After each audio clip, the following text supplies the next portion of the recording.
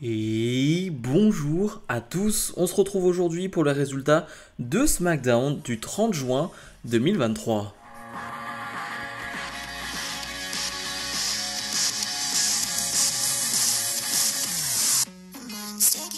Je rappelle qu'on est du côté de Londres, là où se tiendra ce soir Money in the Bank, exactement à la même place, au même endroit. Le show qui débute directement avec Kevin Owens et Sami Zayn qui défendent leur titre de champion incontesté par équipe de la WWE face au Pretty Deadly. Un match qui va durer un peu moins de 10 minutes. Et je le disais, on est du côté de Londres, on est en Angleterre. Les Pretty Deadly qui sont originaires de là-bas, bon, bah ça ne change rien. Ça ne change rien pour eux. Bien évidemment, c'est les heels de ce combat et ils vont être bien hués. Alors que de l'autre côté, Kevin Owens et Sami Zayn vont être acclamés. Vraiment, grosse ambiance. C'est un petit teaser. C'est les prémices de ce qui va se passer du côté de Money in the Bank en termes d'ambiance. Et on n'est qu'au début de la soirée. On en reparlera après. Un match donc d'un peu moins de 10 minutes, mais un match de qualité. Encore une fois, Pretty Deadly font une très bonne impression. Je veux dire, ils ont l'art du catch par équipe. Ils savent ce qu'ils font sur un ring. Ils sont hyper talentueux et en plus, tu as l'impression qu'ils ont une expérience de dingue. Vraiment, c'est impressionnant. De l'autre côté, j'ai eu très peur sur finalement le selling de Kevin Owens qui va nous vendre une blessure au genou. J'avoue que les quelques secondes qui suivent cette blessure, cette fausse blessure, je me suis dit, attends, il vend vraiment ou il s'est réellement fait mal au genou? Heureusement, il vend. Il vend seulement et heureusement, vraiment j'ai eu peur quelques secondes. Mais bref, c'est un bon combat que vont remporter bien sûr les champions par équipe Kevin Owens et Sami Zayn dans une très très belle ambiance pour commencer ce show. On enchaîne avec Austin Theory, le champion des États-Unis qui fait face au local, Ridge Holland, un match qui est finalement un match pour devenir challenger numéro 1 au titre de champion des États-Unis de Theory. Match très peu intéressant sur le papier, mais qui va durer 3 minutes. C'est correct, franchement c'est honnête, sur 3 minutes c'est plutôt bien. Ridge Holland, il est du coin, donc forcément il est quand même acclamé, il est apprécié par le public, donc voilà, on utilise bien les catcheurs locaux, c'est tant mieux et c'est bien fait. Austin Theory, bah, c'est cool de le voir parce que c'est un champion des États-Unis un peu fantôme. On ne le voit jamais, il n'a pas de feud, il n'a pas d'histoire. Bref, c'est très très décevant et on en parle chaque semaine. Malheureusement, Austin Theory va l'emporter, même pas avec son finish, non, avec son simple dropkick, on peut appeler ça un coup spécial, un signature move, mais ce n'est pas son finish. Ce n'est pas son finish, alors oui, il a porté un coup sur la glotte de Ridge Holland juste avant, mais quand même. Donc victoire en 3 minutes. Après le match, il va s'en prendre à Ridge Holland et Sheamus vient faire le save. Donc on va repartir sur Sheamus Austin Theory, un match qu'on a déjà eu. Alors il n'y a pas eu une grosse feud entre les deux, il n'y a pas eu d'histoire, mais c'est un match qu'on a déjà eu. Ça prouve quand même qu'on n'a pas d'imagination pour ce titre de champion des États-Unis, qu'on n'a pas d'idée. On va retourner sur ce match qui va être bon sur le papier comme d'habitude. Ce sont deux gros catcheurs, deux bons catcheurs, donc je me fais pas de soucis là-dessus. Mais quand même, ça manque d'idées, ça manque de nouveautés, ça manque, j'ai envie de dire, d'impact, ça manque d'implication même du côté WWE autour de ce titre de champion des États-Unis, tout simplement, et autour de Austin Theory. Bayley fait face à Shotzi avec la place de Bayley dans le Money in the Bank féminin en jeu. Un match qui devait avoir lieu la semaine dernière, qui avait été annoncé pour le SmackDown de la semaine dernière, mais qui, n'avait pas eu lieu. Voilà, Vince McMahon avait fait des changements. Bref, on va pas revenir dessus, mais en tout cas, il a lieu cette semaine. Pas grand chose à dire sur le combat, ça dure 2-3 minutes, quelque chose comme ça. Ce qui se passe sur le ring est très honnête, mais le public en a pas grand chose à faire. Il va chanter cette chanson à l'effigie de Bayley. C'est vraiment cool, vraiment très très belle ambiance à Londres et je vais le répéter tout au long de la soirée et je vais sûrement le répéter ce soir pour Money in the Bank, mais ça fait plaisir d'avoir un tel public. Bref, le match, pas grand chose à en dire. Io Sky va tricher pour aider Bayley, Bayley va même tricher à nouveau pour remporter ce match, et donc victoire de Bayley qui reste dans le Money in the Bank. Après le match en backstage, les deux vont s'en prendre à nouveau à Shotzi, ils vont même lui couper les cheveux. Ok, pourquoi pas.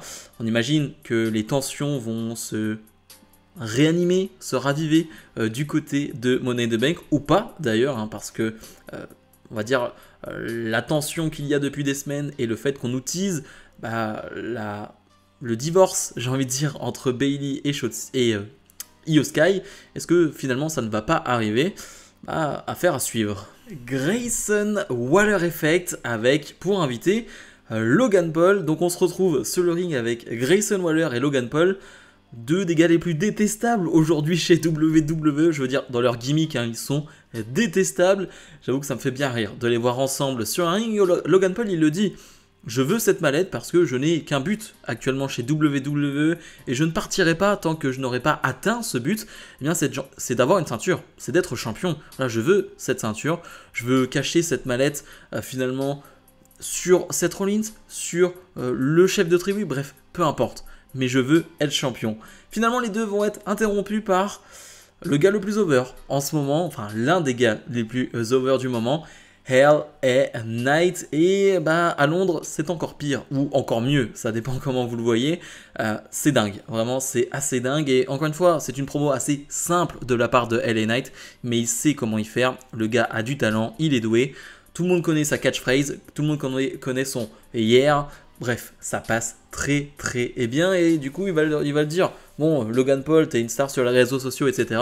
Mais ça, c'est mon ring. Et j'adore ce que va dire Logan Paul. Logan Paul qui ne se démonte pas. Qui va lui dire, ouais, ok. Tu me parles de méga star, mais quand t'es arrivé chez WWE, dans le roster principal, on voulait te faire toi un manager. C'est ça une méga star? Non, t'es un méga manager. Aucun rapport. C'est très basique, très simple. Peut-être un peu enfantin, mais j'aime bien. J'aime bien quand il y a un peu de réel et j'aime bien quand c'est envoyé de cette manière-là. Finalement, on va avoir Santos Escobar qui va arriver. On va avoir Butch qui va arriver. Et Butch, comme d'habitude, il n'est pas là pour parler. Il est juste là pour frapper. Ça va partir en bagarre générale. Bref, c'était un super segment. Grayson Waller, encore une fois, je le redis, mais qui est absent de son segment. Qui est au second plan dans son segment. Et ça me fait mal. Ça me fait mal. Alors, on sait que Grayson Waller est blessé actuellement et donc il ne peut pas combattre, donc il fait des Grayson Waller Effect, ce qui est bien, mais je trouve que dans ces segments-là, il est toujours au second plan, voire en arrière-plan, et ça me désole un peu. On enchaîne directement avec LA Knight face à Butch et Santos Escobar, un match qui devait avoir lieu la semaine dernière lui aussi, et qui a lieu cette semaine. Un match qui va pas durer très longtemps, hein. C'est un match de 4 minutes environ, c'est pas mal, c'est correct, le public... Et attention, je vais peut-être être un peu aigri, mais j'adore le fait que LA Knight soit aussi over. Et c'est ce qu'on veut, c'est-à-dire des gens over, le public qui est à fond derrière LA Knight, mais du coup qui en oublie un peu parfois le combat. C'est-à-dire que t'as des phases vraiment cool entre Butch et Santos Escobar, et le public en a presque plus rien à faire, ils veulent juste voir finalement leur LA Knight, et du coup ne se préoccupent plus trop de ce qui se passe entre Butch et Santos Escobar. C'est aussi des fois ce qui me gêne dans un public qui veut absolument qu'une superstar l'emporte, veut absolument qu'une superstar soit au devant de la scène. Eh bien, ils en oublient un peu les autres. Et attention, bien évidemment, c'est mon côté aigri qui parle. Mais attention quand même, ça va se jouer un peu à l'extérieur du ring. Logan Paul qui va prendre un peu cher de la part de Santos Escobar. Mais finalement, sur le ring, c'est Butch qui va remporter ce combat en faisant le tomber sur Santos Escobar. Ok, peut-être une petite indication sur ce qui va se passer ce soir à Money in the Bank. Je rappelle que ceux qui n'ont pas vu ma vidéo sur mes pronostics de Money in the Bank, allez les voir, hein. Je ne vais pas spoiler mes pronostics aujourd'hui. Allez voir cette vidéo qui est disponible. Et Butch qui va finalement monter pour décrocher cette mallette. Alors, il y a Logan Paul qui va venir, tout le monde va vouloir monter, mais c'est finalement Butch qui arrive à monter et qui finalement se rapproche de cette mallette. On le dit toujours, mais c'est jamais très bon d'être celui qui arrive finalement à monter tout en haut de l'échelle au moment où ce n'est pas Money in the Bank. Voilà, quelques jours avant Money in the Bank, c'est jamais bon de décrocher la mallette ou d'être au-dessus de l'échelle, c'est jamais bon signe. On passe à Asuka qui défend son titre de championne face à Charlotte Flair. Ce n'est pas le premier Charlotte Flair-Asuka qu'on a, ça c'est sûr. Mais ce qui est sûr, c'est que c'est pas celui qu'on va retenir. Et oui, car il ne va pas durer très longtemps, car on n'en a pas grand chose à faire de ce combat. Pas moi, personnellement, mais dans le booking de la WWE, le but n'était pas de faire un match long, et le match va durer 6-7 minutes. Alors il y a une pub, donc c'est compliqué à dire. Mais en gros, Bianca Belair a pris un ticket au premier rang de ce stade, tout simplement, de cette arène. Et Bianca Belair va prendre un big boot malencontreux de la part de Charlotte Flair. Et du coup, Bianca Belair va intervenir, va s'en prendre à Asuka. Du coup, eh bien, disqualification. Asuka reste championne. Ok, alors le début de match était pas terrible d'ailleurs, je trouve, entre Asuka et Charlotte Flair. J'ai comme l'impression qu'on leur a dit, vous n'avez pas beaucoup de temps, donc il faut aller hyper vite. Et dans cette précipitation, eh bien, du coup, il y a des approximations, il y a des problèmes en termes de timing. Bref, le début de match est vraiment pas terrible, mais on n'en voit pas grand chose, donc franchement, je vais pas juger plus que ça. Mais sinon, Bianca Belair, eh bien, va vraiment s'énerver à l'extérieur du ring et va porter eh bien, son finish 2 fois. C'est-à-dire une fois sur Asuka sur la table des commentateurs et la deuxième fois sur Charlotte Flair sur la table des commentateurs là aussi. Alors certains verront ici je veux dire un heel turn de la part de Belair. Je vois pas un heel turn pour le moment, je vois juste une Belair encore une fois qui est énervée, qui s'en prend à Charlotte Flair et ça fait plutôt sens dans cette histoire, qui se reprend à Asuka, mais je vois pas un heel turn de la part de Belair. Je ne sais pas ce que vous en pensez, dites-moi ce que vous en pensez en commentaire de cette vidéo, mais j'ai pas l'impression que ce soit un heel turn.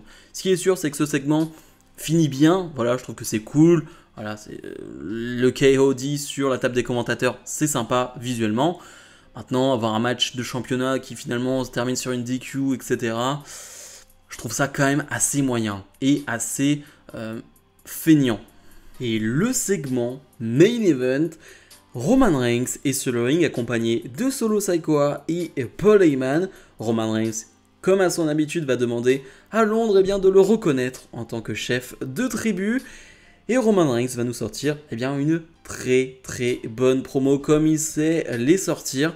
Surtout quand il est énervé. J'avoue que un Roman Reigns énervé égale souvent très grosse promo derrière. Et pour le coup, il est plutôt énervé. Vu ce qui se passe en ce moment, il va nous dire que lui s'occupe des Usos, c'est-à-dire que lui se préoccupe des Usos, lui est inquiet pour les Usos. Bref, lui a fait en sorte que les Usos soient dans le main event, il les a mis en avant, bref, il a tout fait pour eux, il leur a donné des opportunités. Et de voir que ça se termine de cette manière-là, ça le désole, il est déçu, et surtout, il le dit, mais je les considère un peu comme mes enfants, entre guillemets, et avec mes enfants, je pardonne les erreurs. Donc, une erreur, 2 erreurs, 3 erreurs, 4 erreurs, peu importe. Je pardonne. Donc, vous n'avez qu'une chose, une chose à faire, c'est venir, vous excuser, me reconnaître en tant que chef de tribu, et c'est bon, vous serez pardonné. Finalement, les Usos vont arriver, et les Usos vont limite rigoler, ils vont dire, mais attends, tu crois vraiment que c'est la prochaine phase? Tu crois vraiment qu'on est là pour se faire pardonner? Tu penses vraiment qu'on est là pour s'excuser? Non, on n'en est plus là, Là, on a eu des actes, maintenant il y a les conséquences. Et les conséquences, c'est demain à Money in the Bank, ce 2 contre 2. Jamie et Jay qui vont parler, ils vont se dire, mais attends, ça fait 3 ans que tu n'as pas pris de tombée? Et Roman Reigns lui dit, ouais, ça fait bien 3 ans. Dès demain, on va arrêter ça. Tu vas prendre le tombé demain. C'est toi qui vas prendre le tombé perdant. Tu vas prendre le tombé de la part des Usos. Et après cela, tu seras en dehors de la Bloodline. Voilà, on t'écartera de la Bloodline. Moi, j'ai pas envie d'être chef de famille, va dire Jimmy. Jey Uso va dire la même chose. Mais on voit bien qui pourrait l'être. Et tout le monde va braquer son regard sur un homme, sur Solo Sikoa. Roman Reigns va rigoler dans un premier temps. On a l'air de dire, attends, c'est une mauvaise blague.